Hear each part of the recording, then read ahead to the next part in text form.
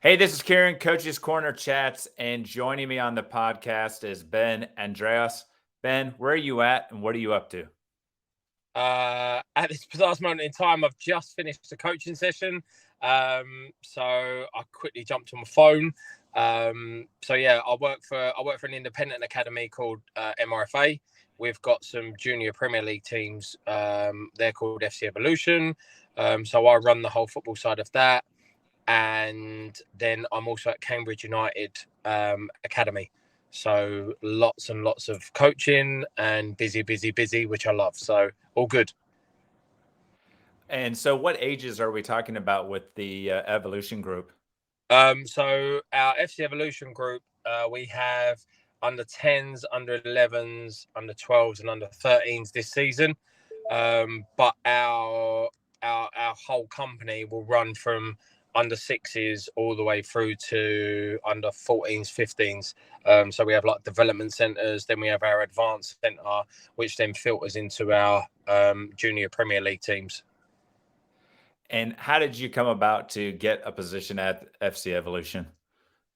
So I used to work at the company part time, and then I had a previous job which was nothing to do with football, and then I got offered a role here, and I left my previous job to be involved with football full time. So I'm now here. I've been here nearly 2 years, and to be honest, I'm loving every minute of it. It's brilliant. New challenges every day, working with different kids. Girls, boys, different age groups. So it keeps me on my toes. So all good. Was coaching something that you've always aspired to do, or did it just how did it come about? So I I played I played at a decent sort of non-league standard. Never really thought about coaching. I didn't really think about it. Um, didn't really think about coaching while I was playing. It was only that one of my friends said, "Look, do you want to come and help me on a Saturday morning?" He used to run sessions for like academy players.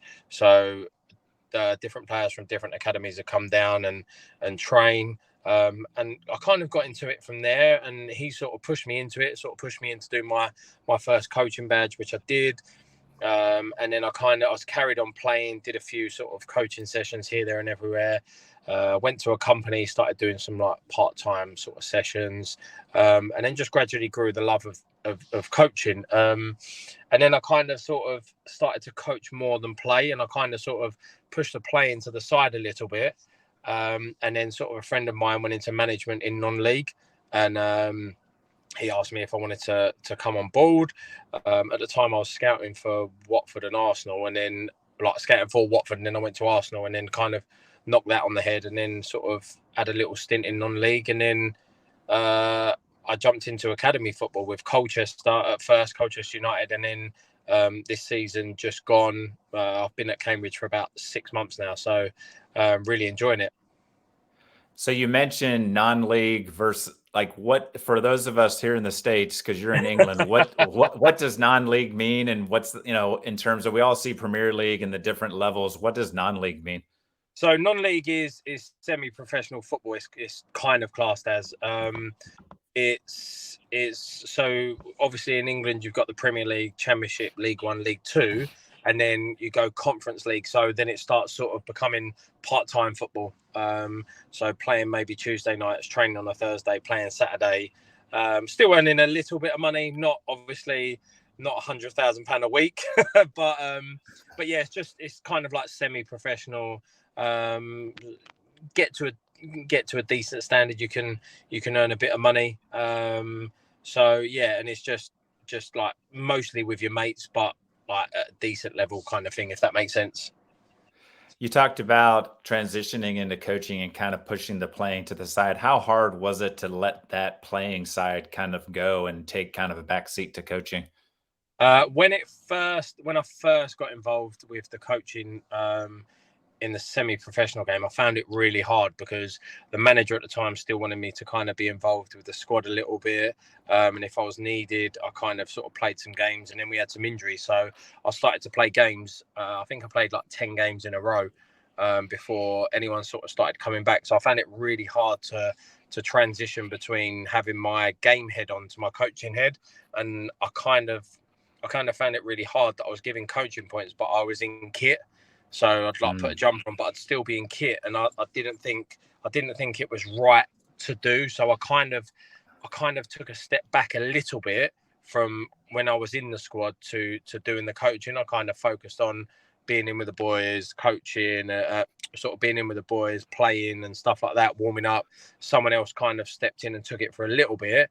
And then when I gradually the injuries started coming back, then it was difficult, because when I was in the dressing room as a player, the banter and all stuff like that it wasn't through me, but I kind of had to. I was the one that was mucking around and stuff like that. But then it was the transition of, right now I'm coach. I've got to be friends with them slightly, but they've got to know that I'm the coach, kind of thing. So it was. I found that, to start with, I found it really difficult. And also playing in the same team, the players, so it's kind of like you need to have that healthy relationship, but also, right, when to banter me and not, kind of thing, when it's sort of game day training. And to be fair to the players, they were very respectful of that, and they respected me as a coach, but they knew where they can push me and how far they can push me. So credit to the players at the teams that I was at. They kind of helped me to gain it, to gain that sort of respect, and gain the fact that I was the coach, not a player in the team. And the last club I was at, I told the manager, because it was kind of like two or three leagues below the actual football league.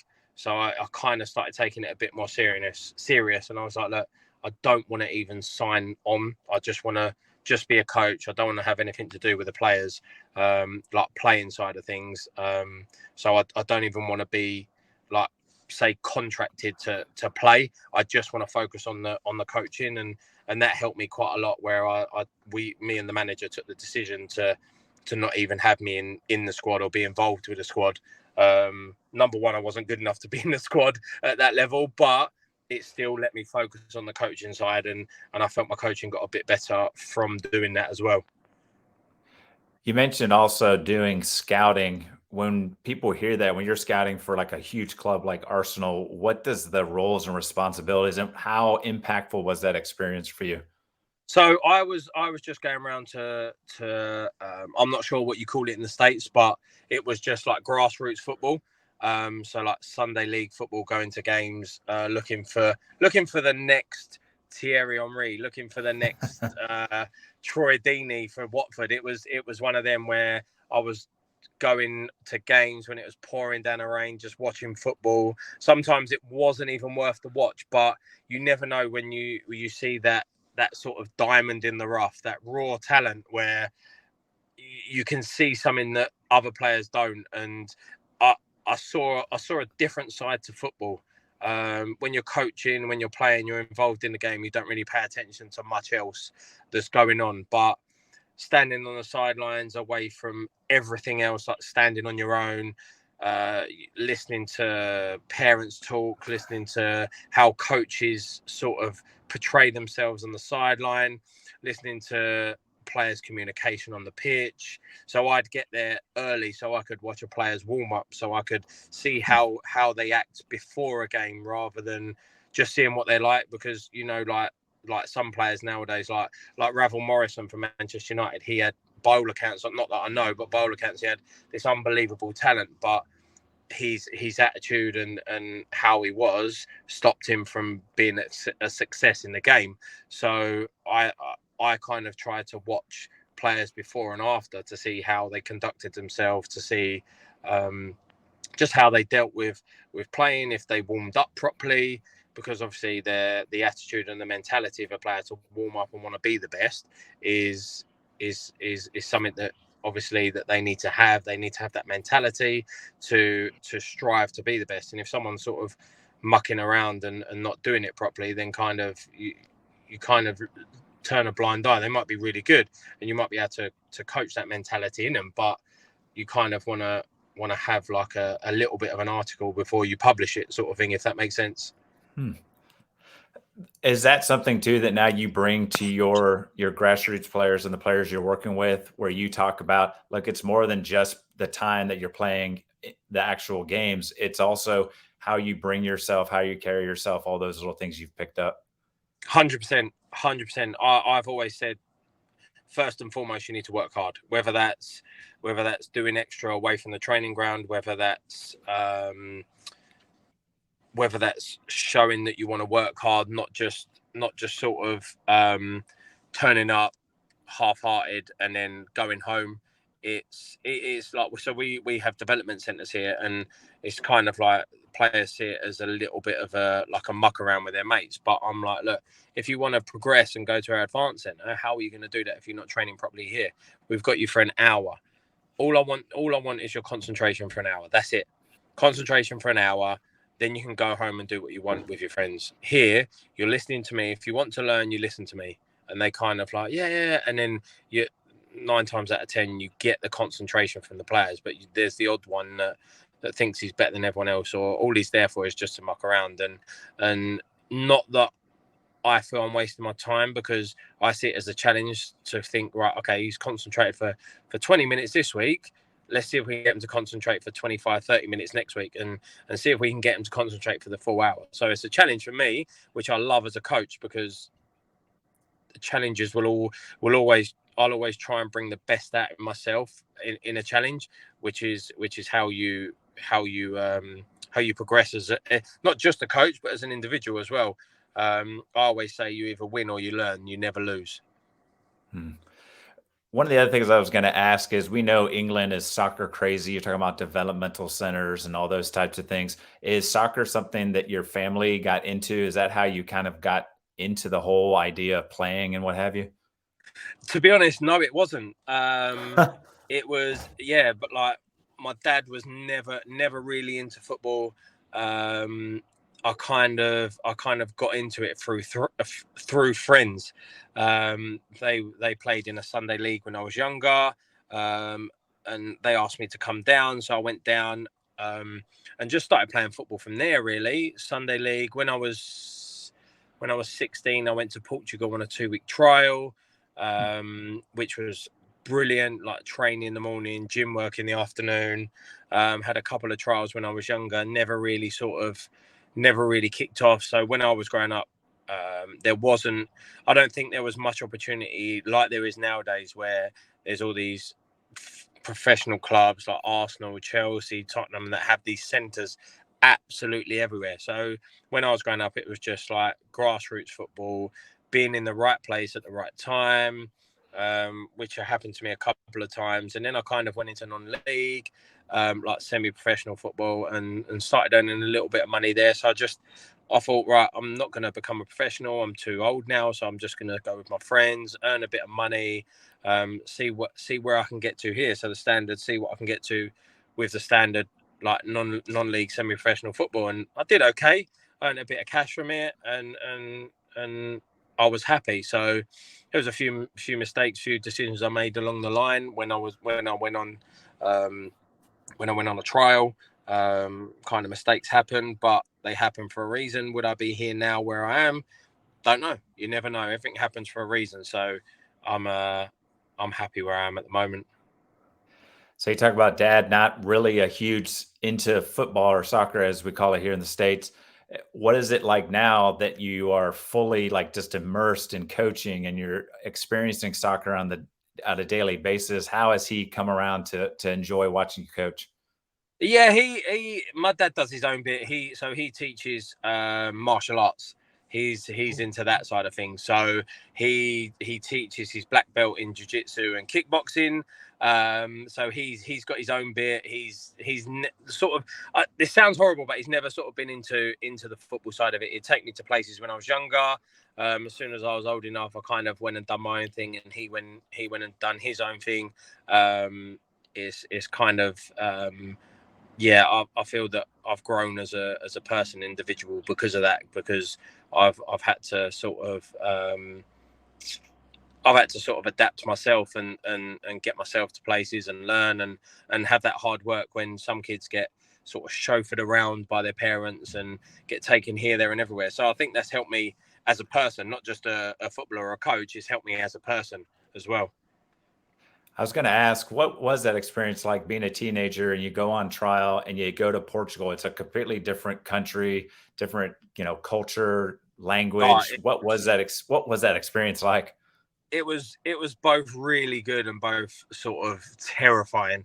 Um, yeah, there was all different experiences that I had. So it was me and a friend actually went over there together.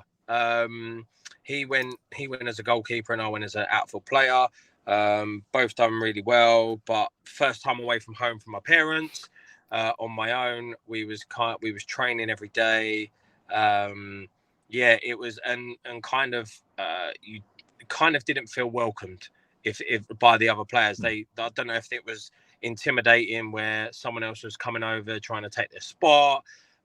Every single player was Portuguese, so they all knew the language. I didn't know the language.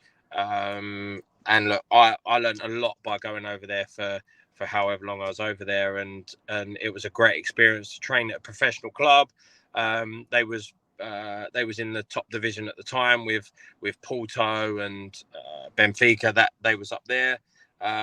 So yeah, it was a brilliant experience, and I thoroughly enjoyed it. And at the same time, I was absolutely petrified because I thought it was one of those moments where I was scared. They was all grown men. I was only a kid, and I didn't know the language. So yeah, it was both exciting and terrifying at the same time.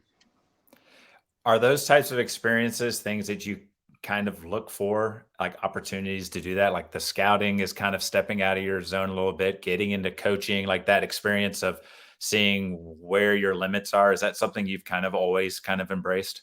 Yeah, 100%. 100%. I've always pushed myself as hard as I can, and me leaving my previous job that was nothing to do with football to go into football full time with an independent company was a jump I did, and kind of I spoke it. Excuse me. Kind of, yeah. It was a jump that I didn't know how it'd work. Never sort of been involved with running things like being sort of having people work under me. I've always been the other side and working for people. I was in the company working part time, and then I left there because I went to proper academy football, and then I got offered a job, and it was kind of like, well, I can't do both. So I've always wanted to be in football full time since I've been coaching. So yeah, I just took the jump, and it's worked out. Touch wood, it's worked out really well.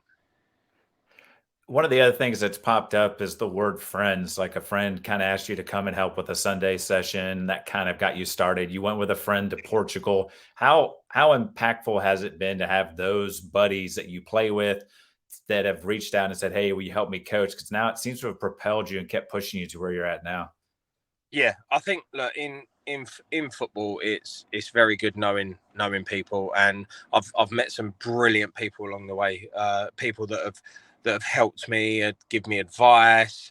Um, and I've always said, when I first started coaching, I've always said, whether you're just starting off in your coaching career or you're a pro licensed coach, I will always take on your opinion, whether I think it's right or wrong. I'll always take it on, because in football, no one knows everything. Pep Guardiola, Jurgen Klopp, Jose Mourinho, they're still learning now. They're still having to evolve. They're still having to adapt to the game, to the all the analysis that's going on. They have to adapt every single season, every single day. They're adapting. So if they're still learning, think of how much I still need to learn if they know what they know. So I've always taken advice, and to be fair, the first coaching session that I did was in a park with academy players, and I mean, they could have been horrible, and thought this kid don't know anything, but they welcome me into training, and I still talk to some of them now. So I still talk to some of them now. One of them plays high, in the professional game, and I still talk to them now. So it's credit to them for them to kicking me on, and I got to work with some really good players. You talk about being able to take like input from others and what have you. The other thing that I keep hearing is kind of like almost a self-reflection, like constantly looking at where your game is at. You talked about like when you coached with the one team where you wanted to just be primarily a coach and not sign a contract because you were like, one, I'm not good enough. Like to be able to say that is huge. How important has it to continually keep self-reflecting as you've been going through your journey? Oh, massive. And this is probably cliche, but I'm my own worst critic. Mm, I'm always reflecting. So kind of my drives home, whether they're half an hour, 45 minutes, that's my reflection time because I'm in the car on my own. So I'm always reflecting. I'm always saying, oh, what about if I did this in the session? Would that have got that out? Or I'm kind of like my sessions are always down on either written down on a bit of paper, or I'm not sure if you guys have heard Sports Session Planner in America.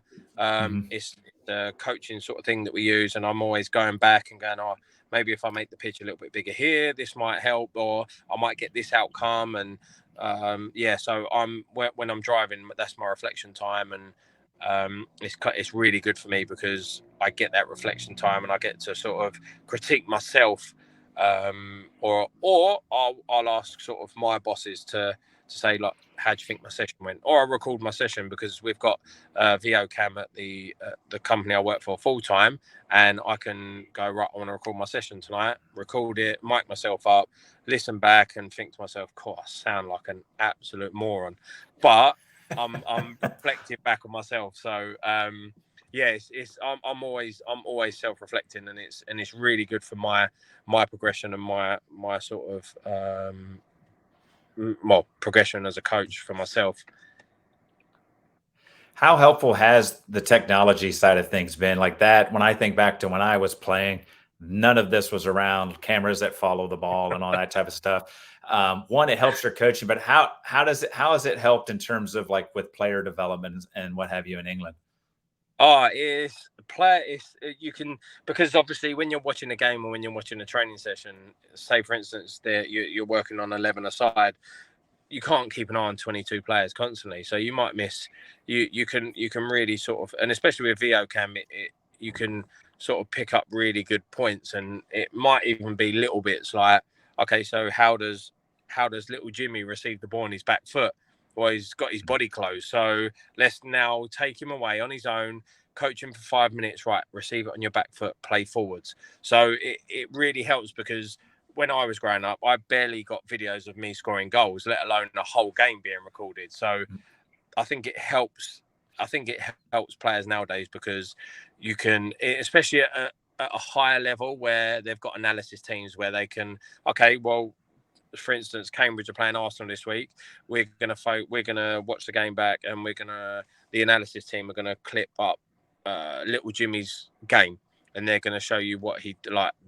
And then the players can watch it back. And I think technology nowadays is, you can, like, when I was non-league, we didn't have any video recorders or anything like that, so teams put their highlights up on YouTube. So I'd go on YouTube, see who we're playing the following week, and analyze what they did on their attacking game, and I try and focus on my team. I believe what we could do in an attacking sense was good, so I'd focus on defending what they do attacking wise, and kind of use YouTube to my advantage. And I feel it worked. Others might not agree, but I feel it worked because we had quite a successful time. So yeah, technology nowadays is massive. Social media, you can watch games back. You can, if a player comes to you and said, "Oh look, I've played 400 games for Man United," you can go, "Well, Google, okay, you've never played for Man United." So you can kind of find out everything on the internet, and like you can like watch sessions back, like the coach's voice and all stuff like that, where you can watch professionals put coaching sessions on in their environment, and you think to yourself, wow, like some of the sessions that you can watch back with like the likes of like Yaya Toure and all stuff like that is learning for me, because you can't always get in to visit these places. So it's learning for me. It's watching the best coaches in the world, and I'm learning from that. So the technology and the internet is brilliant nowadays. That was something I was going to ask. You mentioned how Pep and Jurgen and all them are still, they don't know everything. How important has learning been for you in terms of like going out and grabbing information and watching, taking this tidbit and watching a session? How important is the learning curve for you as a coach? Oh, it's huge. It is huge. There's nothing that I wouldn't write down, screenshot, screen record, and my phone is full of session plans that I've taken from Twitter, taken from Instagram, written down on my phone in the notes, or drawn pictures of. I'll go back in like 2 months' time and I'll look at stuff that I've written and I'm like, I don't understand what this means, but I'm just there, just jotting notes. I'm just jotting notes down and terminology that people use. And there's sometimes I might see something, they might go, "Oh, we do this," and I'm like, I say it in a different way. Let me try and use that way. Phrases, catchphrases, one-liners, and but also visual, like watching other coaches at academies, watching how they coach, because I'm as I said, I'm my worst critic, and I'll always think everyone else is better than me. So I'm always watching other sessions. I'm always seeing how they talk to people, how whether they use question and answers, whether they use command, whether they use drive-by coaching. I'm always watching others and seeing how they coach, and what I can take from them and store into my brain and all stuff like that. So it's learning is, as a coach, I'd always say to you, go and watch games, go and watch as much football as you can. And I say it to my players, if you want to play football, watch the game. That's it. Just watch the game. Go and watch Arsenal play. Go and watch how Saka plays. Go and watch him. If you're a winger, go and watch Saka. He's brilliant. He is brilliant. If you're a centre forward, not your typical number 9, go and watch Harry Kane on how he drops in to create space for others. Go and watch football. Go and try and watch individuals, and that's how you learn. That is how you learn, because they're the best at it. They're professional footballers. They're the ones who's earning the big money. They're the ones who are scoring 30, 40 goals a season. Go and watch football. That's it. And I'm the same. Go and watch coaches in how they talk and how they conduct themselves on the sideline and stuff like that. So yeah. So, how does the opportunity at Cambridge come about? What has that past 6 months been like with that club? So there was an opening at Cambridge. I applied for the job, went in, done a session, like an interview session, and they offered me a role. It's been a massive learning curve, and I've loved every minute of it. The club's brilliant. They play in League One, so you got, just for your American viewers, you've got the Premier League, you've got the Championship, and then they're League One, so they're two below. Um, Lovely little stadium. I've learnt so much already in 6 months from the staff that are there. I feel that my coaching has improved. I've been to some fantastic other training grounds, Leicester City, Tottenham, Arsenal. So get to visit all these brilliant academies. And yeah, it's been a massive learning curve for myself, learning off all these different coaches and just speaking with them, looking at their sessions, watching their sessions. Yeah, it's been massive learning curve for myself. When you talk about massive learning curve, like when you walked in, what are some of the things that you think about and go, man, that's stuff that, I want to incorporate into my coaching, or this is what it looks like, the difference between like non-league and what have you were talking about earlier. And now this is what even though it's technically like third level or two down, it's still like the professionalism of the environment and everything. What things stand out to you? Just like the club values, like everyone's working hard, everyone's sort of helping everyone else out. Club values are massive. Some of the coaches that are there are really, really good coaches. So just like, even just sort of watching their sessions, watching how they do things, even just when I'm not coaching, because some of the sessions are broke up into, like, the first group will be like under 9s to under 11s or under 12s, and then the second age group would be, say, 12s to 16s. So watching other coaches coach when I'm not coaching, writing down their sessions on my phone on a bit of paper, and then transferring it to sports session planner, so I've got it. Just different ways to do sessions, and because it's kind of like, right, okay, we're working on maybe say 1-to-1, 1v1s this week, and just watching someone else's session to get ideas and sort of, okay, I could use that here. Maybe if I break that down there, I can use this here. So yeah, it's been really good to just learn from other coaches and learn different sessions, and as I said, it's just been really good to be involved with the club itself. The one word I've heard you say numerous times is compete or competitive, not only with your players you're coaching now, but just like the environment that is at Cambridge. Is that something that are you a competitive person yourself? And is that something you've always kind of been? Or have you seen that in order to be successful in the game of soccer or football, you have to be able to compete? Yeah, so look, in academy football, it is competitive, but the results don't really matter. It's how we develop the players. It's how the players develop. Can we get them a scholarship? Can we get them their first pro contract? And us coaches below that are the ones to push them on and kick them on. And then when they get to their 18s and 21s, it's up to the other coaches that are there. So look, I am probably the world's worst loser. I hate losing, and I've found it very difficult in academy football, where results do matter, because obviously every child in the world does not want to lose every single week. But if you develop the players right, the winning will come. So it's not as if that we're in a league or anything like that. It's not anything like that. It's just we play games against other academies. And the development is the forefront of everything that we do, development of the players. So, but if we can develop the players, then the results will come, if that makes sense. So it's as I said, I'm the world's worst loser, and I'm always competitive, whether I'm at training, whether I'm playing on FIFA on the computer, at the smallest opportunity in the world that I get when I'm not coaching. I'm always competitive, and I hate losing.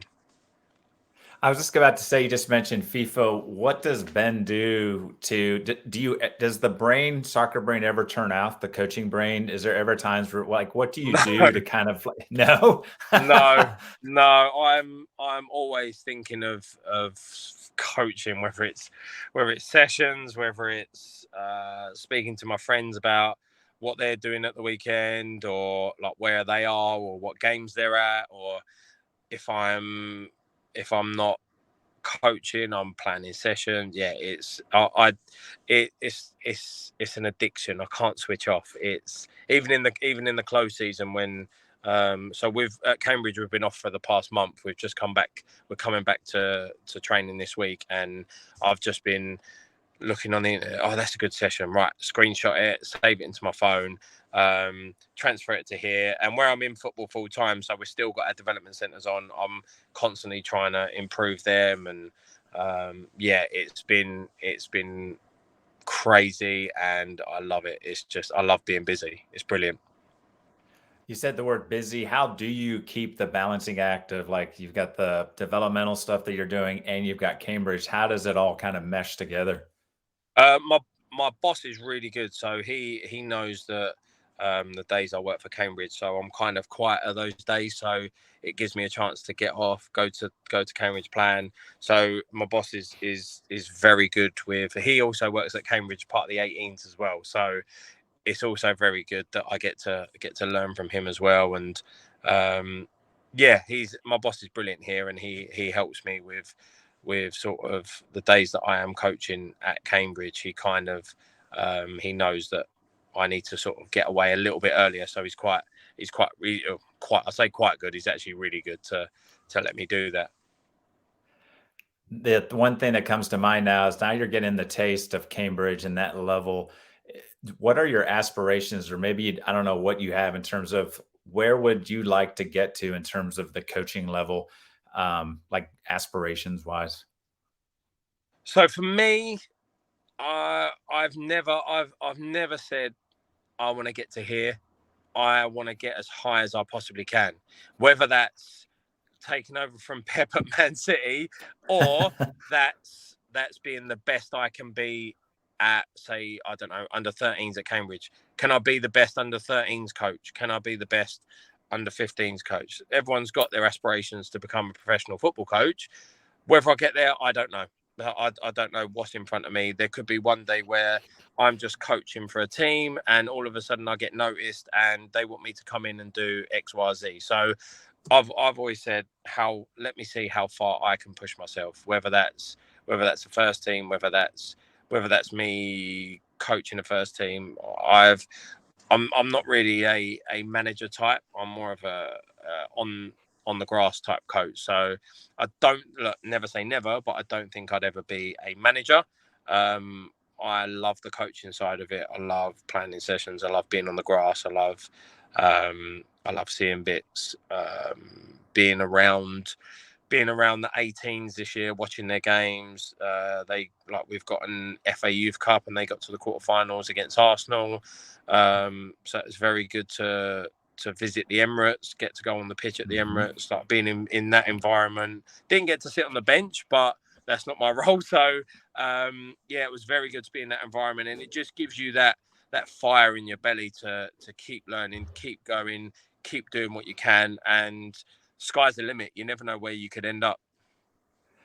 You talked about a trial in Portugal when you were a teenager as a player. Is there a part of you that ever has inclinations to either maybe come to the States or go to another country and try coaching there?